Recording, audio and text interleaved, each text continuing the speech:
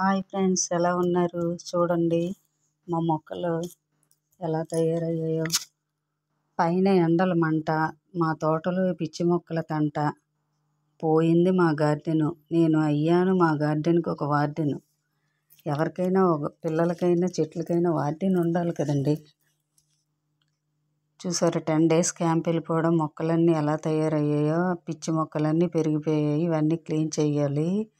2 days పడుతుందండి ఇదంతా clean చేసేసరికి. ఈ మొక్క చూసారా, ఇది 50 flowers ఇచ్చేది, మొత్తం పురుగు పెట్టి పాడైపోయింది. చూడండి, ఇటువైపు కాకరపాదు పుట్టింది. అది మనం వేస్తే పెరగదు, కానీ తనంతట తను పుడితే మాత్రం పెరుగుతుందండి కాకరకాయ పాదు. తులసి మొక్కకు మొత్తం అల్లింది.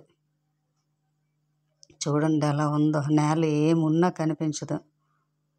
మా సపోటా, దానిమ్మ, మందార,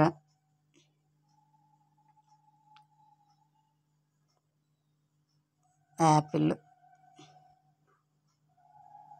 చూడండి ఇక్కడ మా శంఖం చెట్టు. ఇది డబుల్ ఫ్లవర్స్ వస్తుంది. మంచి శంఖం అండి ఇది, మంచి కలరు.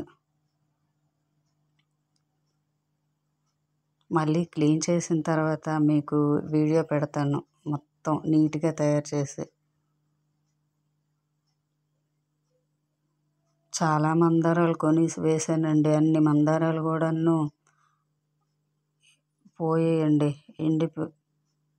బతకలేదు. ఎండాకాలం వేసాం కదా, ఇందుకు. ఈసారి నెక్స్ట్ ట్రిప్ వర్షాకాలంలో మంచి రకాలు వేసుకోవాలి కొని. చూసారా, ఈ ఒక్క మందారం మిగిలిందండి. ఇది ఇంచుమించు ఒక 50-60 పువ్వులు పూస్తుందండి మందార.